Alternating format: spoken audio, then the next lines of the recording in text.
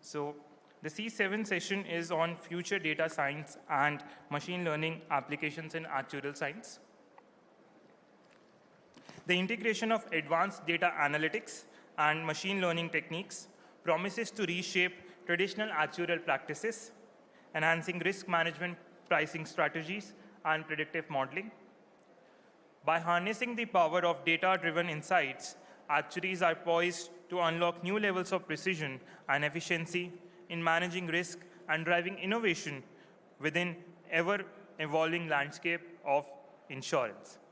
So, for this session, I would like to first invite our session chair, Mr. Kunj Behari Maheshwari, partner WTW.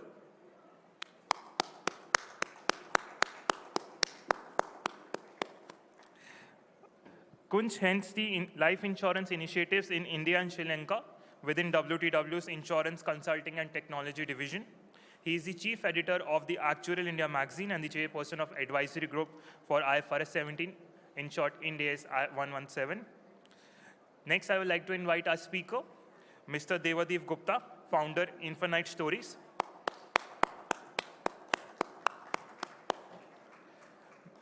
Mr. Devadeep Gupta is a fellow Ansera and is a qualified actuary with 15 years of experience in life insurance and consulting.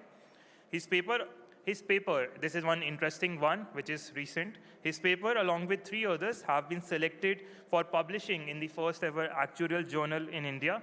Congratulations, Mr. Devadeep, for that. And I hope Mr. Kunj would be distributing some compendiums right in this session. So people who are going outside, there is something to grab in this session, so please do come back as soon as possible. So with this, I leave the session to Mr. Kunj now. Thank you.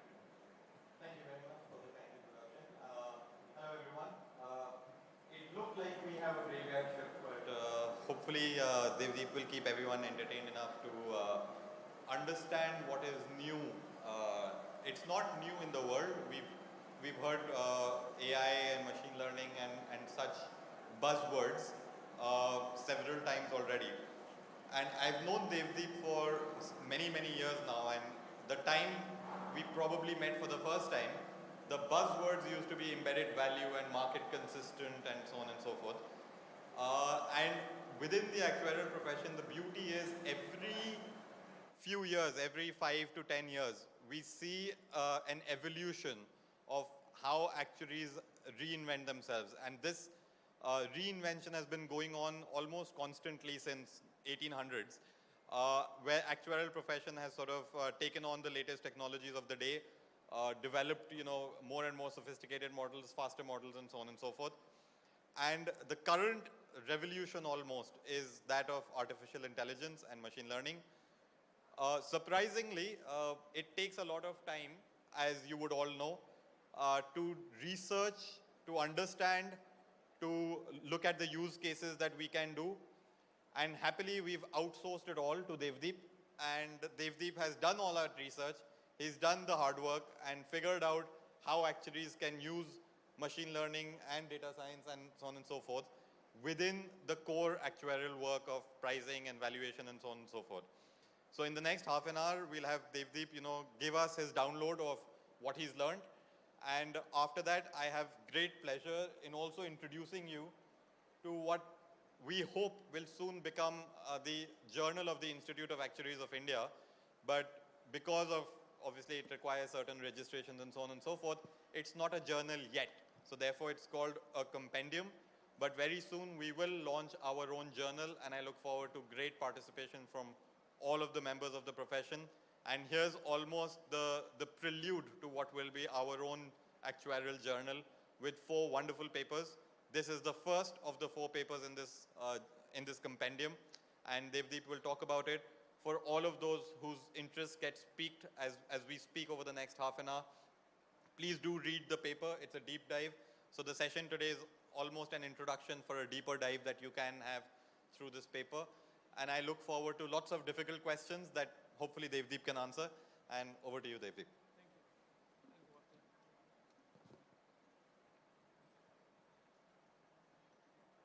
Thank you, Kunj, for the kind words. We've done several projects together, I think, including the graphic novels, right? So It's been a pleasure, so thank you for the kind introduction.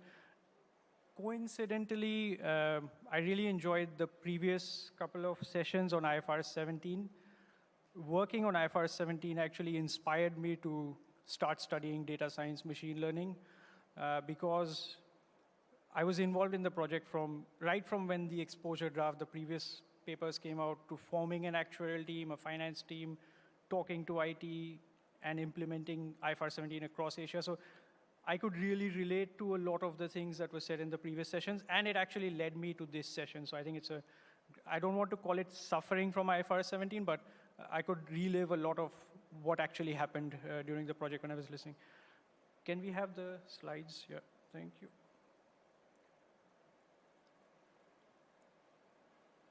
Right. So I'm here to answer one very simple question. The question is simple. How relevant might data science and machine learning be to actuarial science, right? I think maybe I'll extend that a little bit to say the real hidden question behind this, at least in my mind, was, is AI and data science really relevant to core actuarial concepts like reserving, pricing, what we do on a day-to-day basis in actuarial science, right? Because I think we've heard a lot about generative AI. We can see the applications in virtual assistants, chatbots. Most of us, I think, would have at least interacted a little bit with ChatGPT or the other AI systems, but can AI really be used for reserving or pricing or experience analysis, assumption setting? That's what I'm going to try to answer. And I'll try my best to cater to a broad spectrum of actuaries, because some of you may have already used AI. Maybe you already know most of what I'm going to talk about today. I hope to have a few surprises at the end for the experts. But on the other side, I assume there are some of you who've heard a lot about AI, data science, machine learning, and you're curious, but maybe you're skeptical about whether it will ever be used in core actuarial work, right? So I'll try to entertain, as Kunj said, and cater to both groups and everyone in between, because I'm sure a lot of you are on the fence and maybe curious. One of the things I want to mention before I start is, in my research the last few years, I found a lot of excellent research and work, which is publicly available, on actuarial applications in Python, R, using machine learning. But in most cases, I saw specific applications. So people were trying to apply machine learning techniques like gradient boosting to pricing, or they were trying to apply neural networks to reserving. I think there were some good attempts, but I didn't see sort of a strategy to say, okay, if I'm an insurance company, these are the main areas where I can apply data science and machine learning. This is the technique I'm going to apply to solve this problem. These are the techniques for this problem. I'm not going to use AI for this, right? I didn't see that. So that's the aim. That's the one aim here, to design or to help you design a blueprint for your company's data science and machine learning use.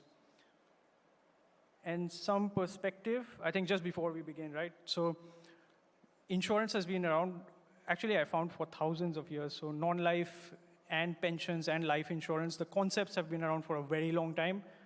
And even the life tables, actuarial analysis, those were around for hundreds of years before the title actuary was used and people were given credit for actuarial work.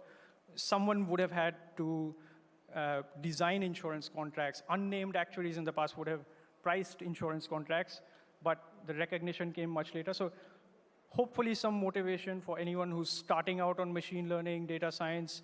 If you feel you're doing the right thing, keep going.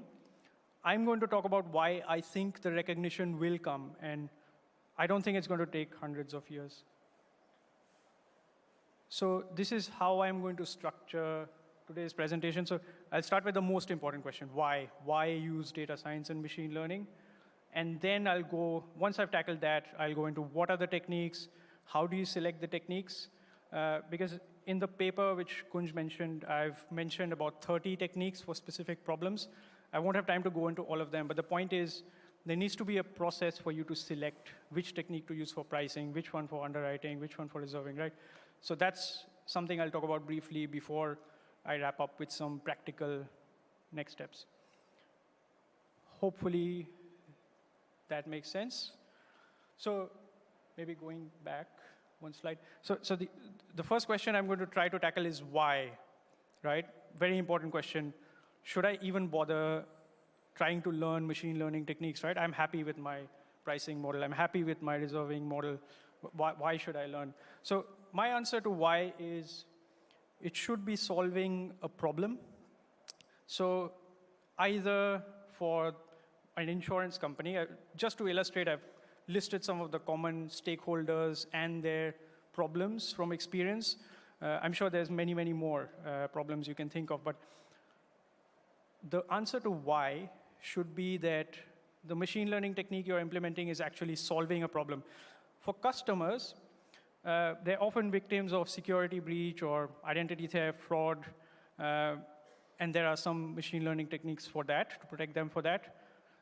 There's also, they might suffer from poor service or lack of personal financial advice, right? But we know that there's virtual assistants, chatbots.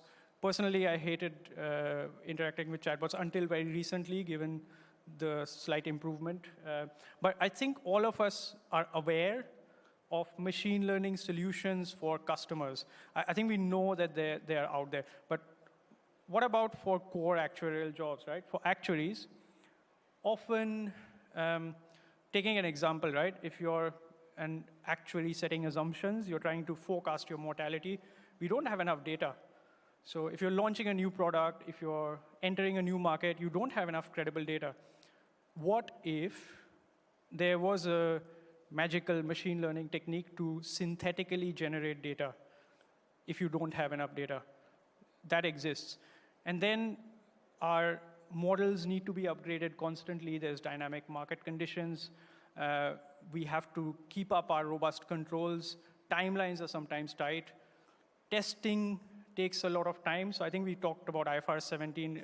From my experience, as actuaries, we spend a lot of time getting the methodology right, getting the design of what we want right, and then we get someone in system implementation projects to code it up, to develop it.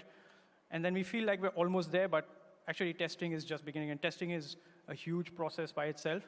So what if there were some machine learning techniques to actually shorten the time for all of that and help actuaries, right? And I haven't mentioned it here, but what about conventional pricing models or reserving models? Can we use machine learning for that? Claims, similarly, won't go into detail, but there's lengthy manual work sometimes to do claims reviews, resolve claims, detect fraudulent claims.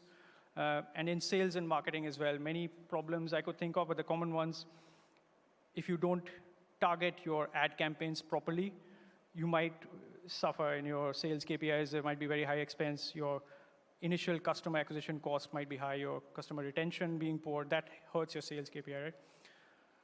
So now I want to mention the one thing that hopefully you'll remember from today's presentation. If you forget everything else, this is what I want you to remember for sure, which is when I started my research, I thought some of these problems definitely have, at least in theory, a machine learning solution, an AI solution, and maybe some of them don't. And having been an evaluation, actually myself, I was quite skeptical. The work I've done for years, can an AI model really do it? That was my thinking in the beginning, and I was wrong. So that's what I wanted you to remember, which is I was wrong not in the way I expected. So what I found was there are techniques in theory to solve all of these problems, and for each problem, there are multiple solutions. And when I say multiple, I don't mean 2 or 3 solutions. For some of these problems, there are probably 10 or 20 techniques you can apply. So I'll talk about some of them today. And before I start talking about what techniques to use, how to solve it, just some very quick ground rules. So any machine learning technique we're applying, it should be benefiting a stakeholder, right? It needs to answer the why. There needs to be a business case. I think that's needless to say.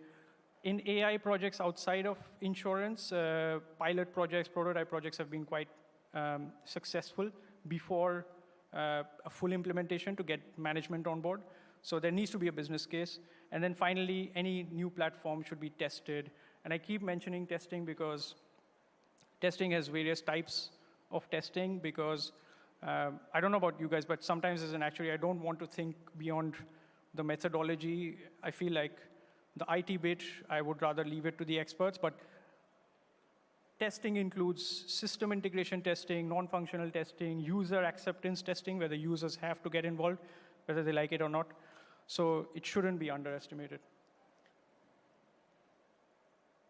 I hope I've started to answer the why. I'm sure a lot of you aren't really convinced yet, but I'd encourage you to explore whether those problems we talked about can really be solved or not using AI. So I'll now talk about what techniques, right?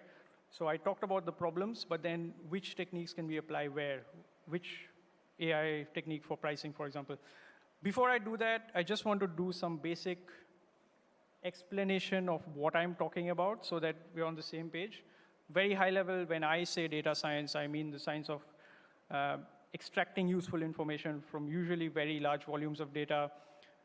The key stages of data science, data collection and cleaning, I won't go into detail here because I think most of us would have either experienced this or studied this for our exams. So data collection and cleaning, I couldn't find any major difference between how a data scientist would do it and an actuary would do it. But I want to dwell a little bit on data analysis. The reason for that is what I found was in data science projects, what tends to happen is a data scientist spends a lot more time selecting the technique, selecting a model. They have multiple algorithms to solve the same problem compared to actuaries. Sometimes, I know this is a very broad statement, so there's lots of exceptions, but sometimes we already know the reserving technique. We already have the guidelines or the rules, so we know which model we're going to use, and we dive straight into designing the model. But for machine learning data science, there's often multiple choices. So that's one key difference. I think if you want to start shifting your mindset a little bit, there might be many different ways to solve the same problem in machine learning.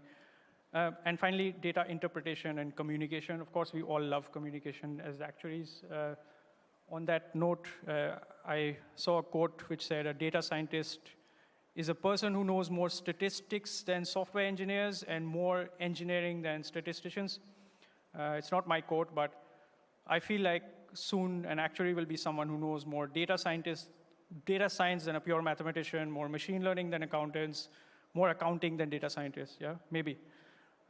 I feel like there are going to be more and more of one person being a data scientist and an actuary, or an actuary and a machine learning expert in the very near future.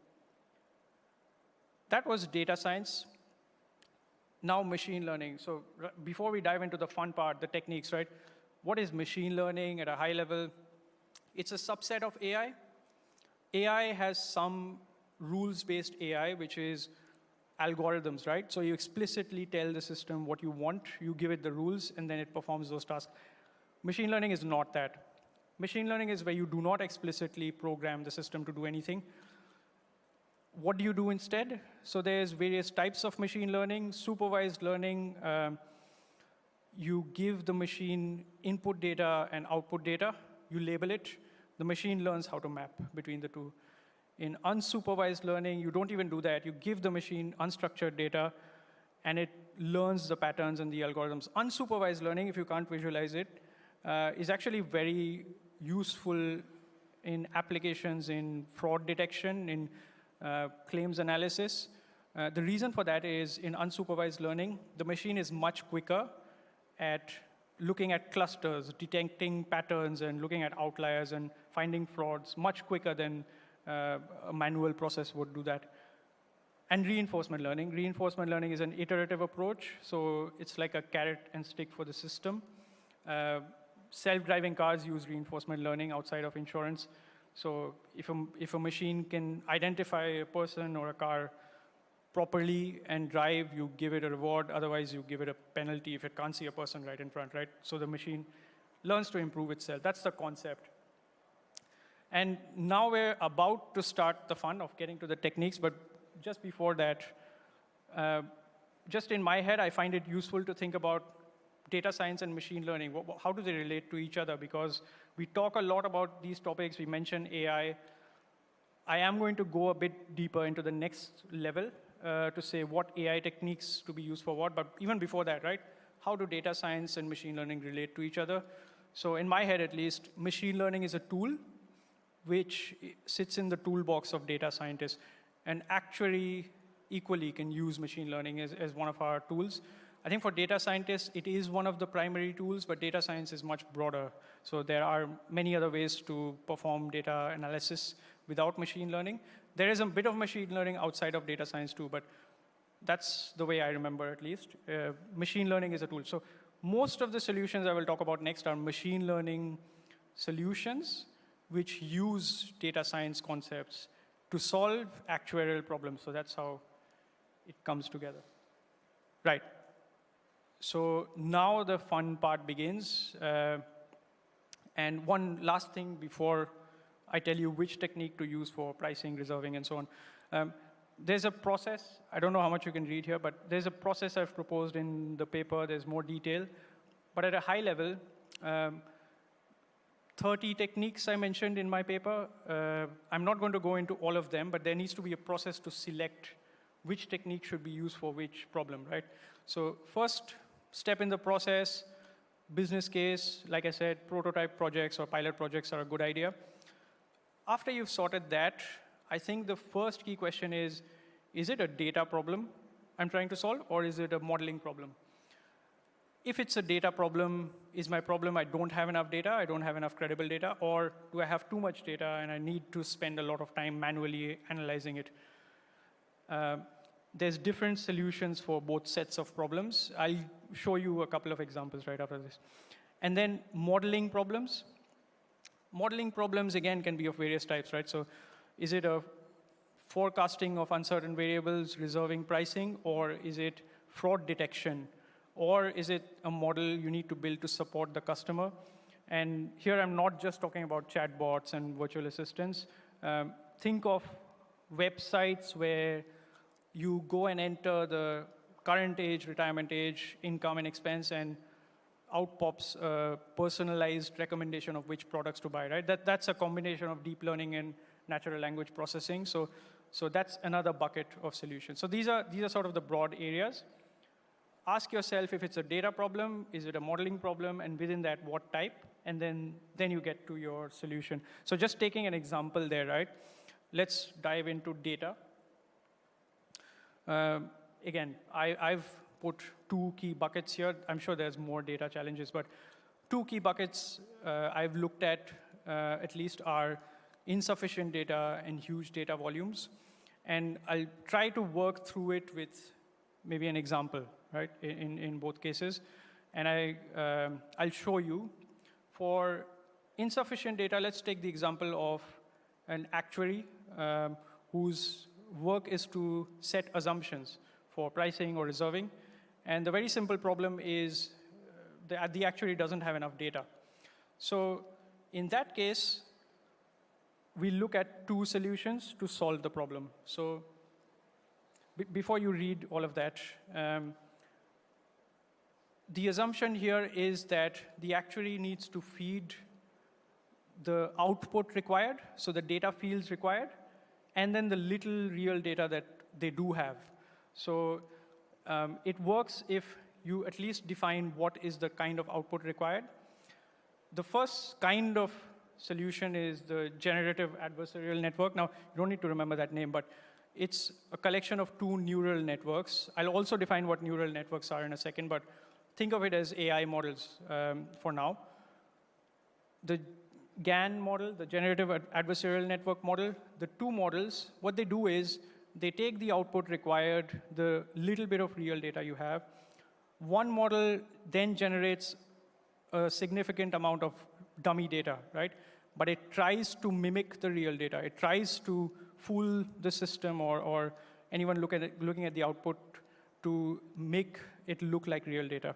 And then the other model, what it does is it tries to catch the first model and say, this part of your data looks fake. And what happens is they play this game until they keep improving, and then you have a significant volume of realistic dummy data. It's an oxymoron. But that's one way to solve it. Another way to solve it is the second technique I mentioned here, variational autoencoders, again using neural networks, which I'll explain. But same problem, the actuary feeds the data fields required, the format required, and a little bit of real data. This technique uses a neural network to encode the data, learn the patterns within this encoded bit, and then create new data. And again, I've mentioned 3 techniques here. There's more in the paper, but I'm sure there's other ways to solve it. But my point here was, in my view, a very actuarial problem. Sometimes we don't have data, and we need to set an assumption. And we struggle with manually having to create a lot of dummy data. There are multiple ways to solve that.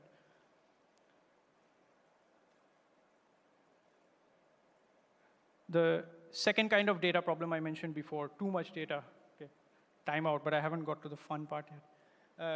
I'll try to be quick here. So too much data, some reinsurers have gone out there and said they use optical character recognition for claims review. So hundreds of pages of claims review. You can automate that, extract information from page 382 of a document instead of having to manually sift through it. The other one I want to mention very quickly is convolutional neural networks. Convolution, it means analyzing and filtering images. So this method was originally designed to analyze images, but in insurance, think of claims reviews where you need to look at an image and see if a property is damaged or a claim is legitimate or not. So this can automate your entire process. And just before we wrap up, I want to give a special mention to a few model types. We mentioned neural networks quite a bit. Artificial neural networks, named after the neural networks in our brain, but our brain's neural network is much, much more complicated. I won't go into that, but artificial neural networks, they have neurons, which are, in the artificial neural network, they're basically data points. They interact with each other, and they interact using layers. So you have an input layer where you feed in data, you have processing layers or calculation, and then you have an output layer.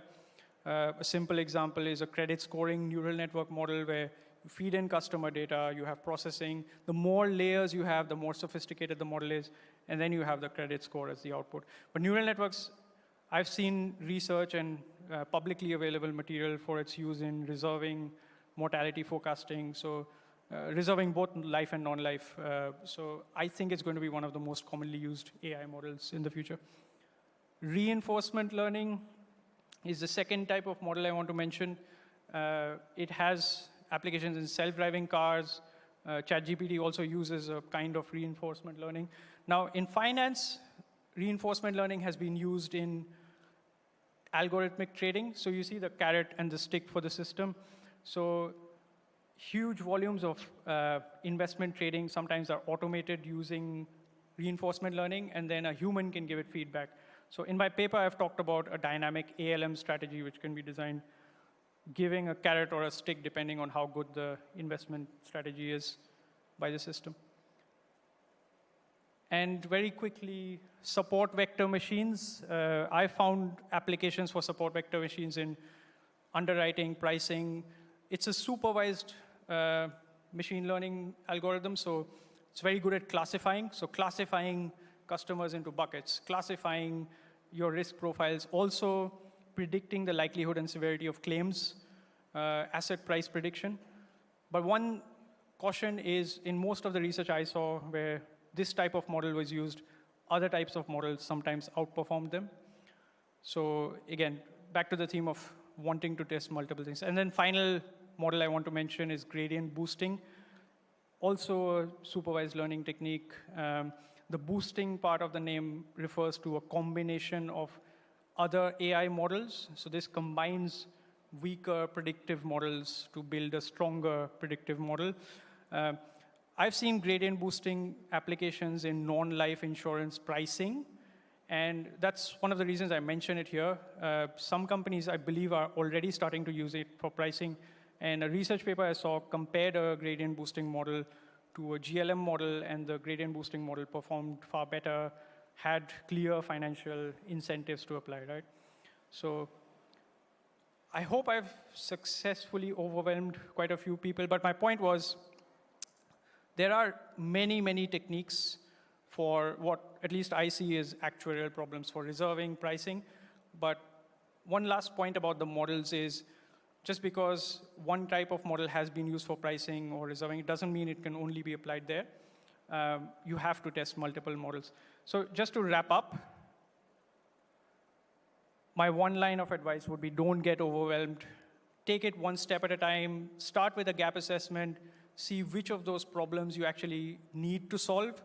Which of them can you solve very quickly and show benefit? Which of them are more long-term improvement points? Get management endorsement, ideally through a pilot project. Build a strong core team. I think we talked many times in IFRS 17 sessions about actuaries, accountants, data scientists, IT working together. So that's very important. And then you get to the fun bit, right? Selecting the techniques. I didn't talk about selecting platforms, but I don't have any strong views on that. It depends on what your team is familiar with. Python and R, just for information, have quite a lot of publicly available models, insurance pricing and reserving models already built in as standard libraries. And then finally, significant testing required. And my final thought, okay, time's up. Final thought is each company will have a lot of issues that can be solved. Hopefully you're convinced on that. And multiple techniques to solve them. So hopefully in future, we'll have an overview, an overarching strategy of where you use AI and where you don't, where you use machine learning and where you don't. Because without that, I feel there's a risk of ending up with a lot of black boxes. That's all I had, so back to you. Thank you, Devadeep. And he did mention don't get overwhelmed, but for all of you who went, ooh, wow, what was that? And you want to take a breath, there is the starter's guide right here. If you want to, take your time, delve over it, what Devadeep just mentioned in half an hour, take your time over it. This is really meant to be an introduction to actuaries who understand modeling, who understand data, to the world of machine learning and so on and so forth. So I would encourage all of you, if any one of you want this compendium, please take it from here. I don't know, Benita, do we have time for questions or we've just completely run out of time? Okay, so apologies to Matt Damon, we've run out of time. And I did promise Hans that I will give him this compendium, so I will give him the first one. For anyone else who wants, I do appreciate that you all have questions, so please leave them for Devadeep outside. And I've got compendiums here, so please take it from here as you go on. Thank you very much, and have a good evening. Thank you, Kunj and Devadeep. Your presentation left us with a great understanding of ML and AI. I request you to please stay on the stage while I will, yeah. Great, so as I mentioned, there is something great for you to stay back and collect a compendium. The people who, announcement, you can go to May I Help You desk and get your compendium there today or tomorrow. They would be available.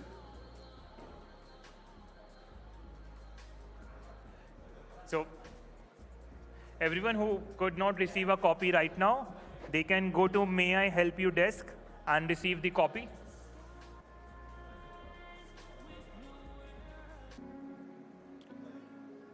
Yeah, just last again announcing, people who could not get a copy right now, they can go to May I Help You desk and get their copy today or most probably tomorrow, positively tomorrow. And now I would like to invite Mr. Manoj Chatlani on stage for presenting memento to session chair and the speaker.